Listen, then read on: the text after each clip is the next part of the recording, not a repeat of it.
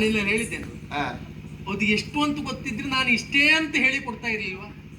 ಕೆಲಸ ಮಾಡು, ನಿಮ್ಗೆ ಗೊತ್ತಾಗ ಹುಡುಗ ಒಳ್ಳೆಯವಳೆ. ನಾವು ಬಿಟ್ಟೆ ಮಳೆ ಕೊಟ್ಟಪ್ಪ, ಇದು ಬಹಳ ಮೌಲ್ಯ ಉಳಿತು ಅಂತ. ಹೌದಪ್ಪ ನೋಡಿ, ಹೌದಾ ಅಲ್ವಾ ಅಂತೇಳಿ, ಬಂಗಾರದ ಹೌದಲ್ವಾ ಅಂತೇಳಿ ಕೈತಾಕ್ಸಬೇಡಿ.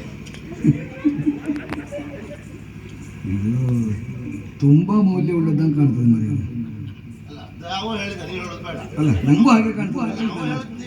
ನೀವು ಮತ್ತೆ ತೆಗೆದುಕೊಳ್ಳೋದು ನಂಗೂ ಹಾಗೆ ಕಾಣ್ತದೆ ಅಂತ ಹೇಳಿದ್ದೆ. ನಾವು ಹೇಳೋ ಸುಳ್ಳಲ್ಲ, ನಂಗೂ ಹಾಗೆ ಕಾಣ್ತದೆ ಅಂತ ಹೇಳಿದ್ದೆ. ಅಲ್ಲೇ ಪಕ್ಕದಲ್ಲಿ ಕೇಳಿ ನೋಡು.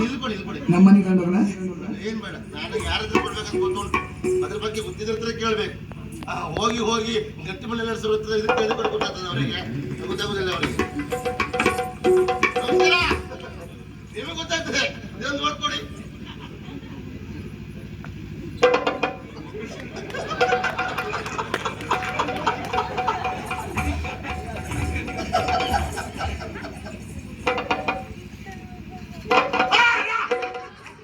ನಮಸ್ಕಾರ. ಅದರೆಲ್ಲ ತಿಕ್ಕಿ ತಿಕ್ಕಿ ಉದಿರ್ಸ್ಕೊಂಡ ಮನೆ ಅದನ್ನು ಉಂಗ್ರೆ ಮಾಡಾಕೊಳ್ಳೋ ಅಂತಲ್ಲ. ಎಲ್ಲ ಬುದ್ಧಿವತ್ತೆ ಮಾಡಲಿ. ಮತ್ ನಿನಗೊಂದು ವಿಷಯ ಇಲ್ಲ, ನಾನು ಪ್ರಾಮಾಣಿಕವಾಗಿದ್ದೇನಂತ ಎಲ್ಲರೂ ಹಾಗೆ ಇರ್ತಾರೆ ಅಂತ ತಿಳಿಬೇಡ. ಹೌದು ಮಾರಾಯ, ಒಳ್ಳೆ ಕೆಲಸ.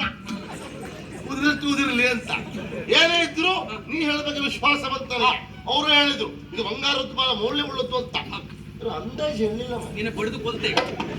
ನಂಗೊಂದು ಅಂದಾಜು ಆಗ್ಬಿಟ್ರೆ ನೀನು ಒಂದ್ ಕೆಲಸ ಮಾಡು, ಅದು ಹಿಡ್ಕೊಂಡು ಜೀವನ ಪರ್ಯಂತ ಅಂದಾಜೇ ಮಾಡುವುದಾಗ್ತದೆ. ಯಾರಿಗೆ ಕೊಡ್ಬೇಕು ಅವ್ರಿಗೆ ಕೊಟ್ಟು ನಿಂಗೆ ಎಷ್ಟು ಬೇಕೋ ಅಷ್ಟು ತಗೊಂಡು ಹೋಗ್ತೇವೆ. ಅಲ್ಲ ಅಂದ್ರೆ ಅದಕ್ಕೆಲ್ಲ ಅಂದಾಜು ಹೇಳ್ಬಿಟ್ರೆ ಅವ್ರು ಕೊಡ್ತಿಲ್ಲ. ಒಂದು ಕೆಲಸ ಮಾಡು, ಯೋಗ್ಯತಾವಂತರನ್ನ ಅಲ್ಲ ಒಬ್ಬ ಆಢ್ಯರನ್ನ ಕಂಡು ಅವರಿಗೆ ಕೊಡು, ನಿನಗೆ ಸಾಕಾಗುವಷ್ಟು ಸಿಗ್ತದೆ. ಅಷ್ಟೇ ಅಲ್ವಾ? ಸರಿಯಾಗಿ ಬರ್ತೇವೆ. ಆದ್ರೆ ಒಂದು ಅಂದಾಜು